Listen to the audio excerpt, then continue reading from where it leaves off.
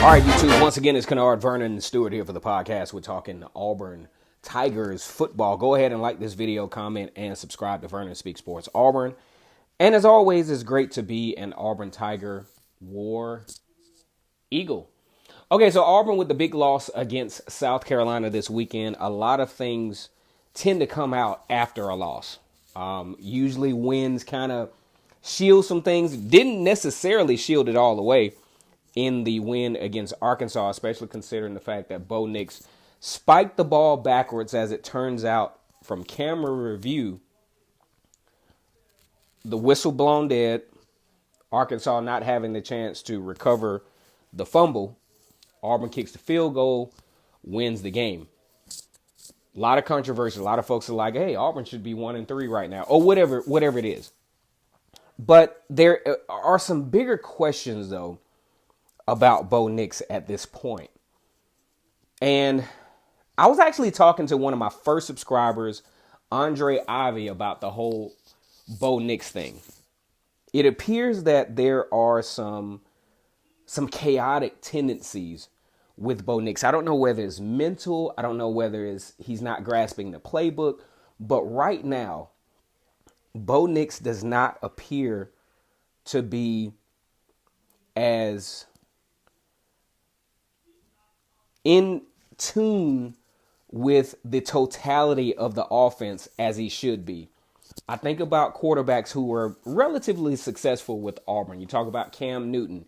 You talk about guys like Nick Marshall, for example. Now, I've actually tried to sort of compare Bo Nix to Nick Marshall, but the difference is, although Nick Marshall's accuracy was in question at times, but Nick Marshall had command of the offense, and it appeared that his teammates they trusted his leadership abilities, even with some of his perceived shortcomings. And that's where the issue lies with Bo Nix. Now, I actually stumbled, as a matter of fact, after I talked about this with my first subscriber, I stumbled upon an article that kind of mirrored my thoughts about Bo Nix. It just seems like a bunch of chaos. When Bo Nix drops back to pass the football, it just seems very chaotic. Even in a nice pocket, it seems like Bo Nix has a lot of frantic tendencies. And it's starting to make me wonder, what is he thinking? What is he seeing that causes him to be in such a chaotic state, to where he has to scramble so much, to where he can't really sit in the pocket and have that, calm presence that a quarterback has to have? Because when you're a leader of the offense, the quarterback is the perceived leader. The quarterback has to be in control. The quarterback has to have a level of confidence despite what the offensive line is doing, despite what everyone else is doing, and put his team in a position, even with adversity, to be successful. Because you take Cam Newton back in 2010, it wasn't a totally desirable position. You look at his wide receivers. He didn't have the most elite wide receivers. He had a good running back. He had a pretty decent offensive line. But overall, you take Cam Newton out of that equation, and even with him in there, you're probably looking at if the ball bounces a different way in 2010, you're looking at still a 7-5, an 8-4 team that year that had no business beating Alabama, that had no business beating Clemson, that had no business beating South Carolina the first time. But because of his presence, he made his team believe that they could actually win. And that confidence started to kind of spiral down the stretch to whereby, say, LSU/Arkansas in 2010, Auburn started to believe that they could beat anybody. Even though they were beating teams in unconventional ways, they believed they could beat anybody. A lot of folks don't remember. Auburn only beat Mississippi State by 3 points that year. Auburn had to come back from behind, had a nice drive to beat Kentucky, and then had to have the comeback to beat Alabama, who I think that year in 2010, Alabama had a better football team than Auburn. But things just happened to work out. But then things really started to come to a head in the South Carolina game to where they actually played a complete game. The defense played pretty well. The offense was gelling. Then you go into the national championship game against Oregon to where Auburn finally became a complete team. Does Bo Nix have the qualities? We see the athletic ability. Yes, he can run the football. He can, make some passes here and there.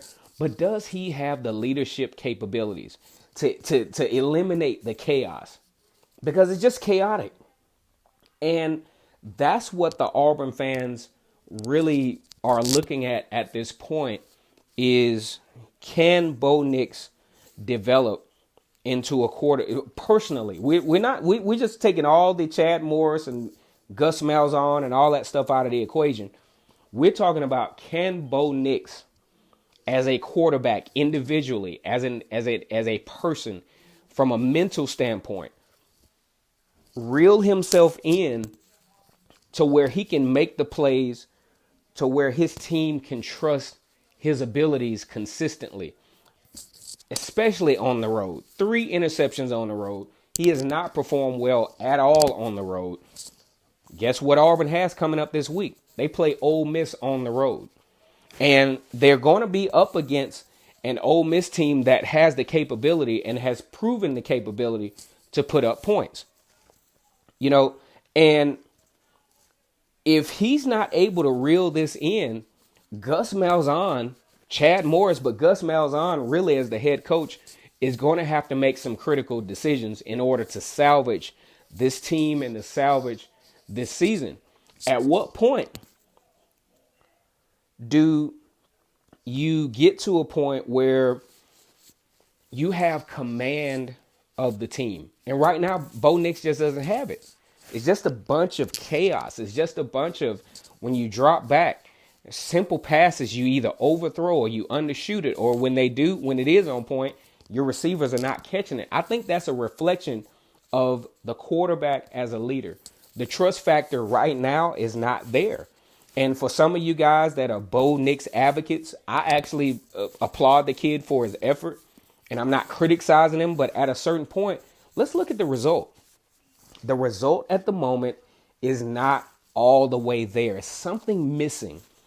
And, we could say development. We can say all of these other things. But at a certain point, the player as an individual has to come through and has to be that leader that can take your team to the next level. And unfortunately, Bo Nix just hasn't been that. Let me know in the comment sections your thought about Bo Nix and where he is at this point. I don't want to hear nothing about Gus Malzahn. I don't want to hear anything about Chad Morris, but I want to talk about Bo Nix at this point as an individual football player that's been playing football, garners every award possible in the state of Alabama, a 5-star recruit. At what point does his team start to trust and believe that he's the guy that's going to take them to the next level? Once again, it's Kennard Vernon Stewart here for the podcast Talking Auburn Football. Go ahead and like the video, comment, and subscribe. And as always, it's great to be an Auburn Tiger, War Eagle.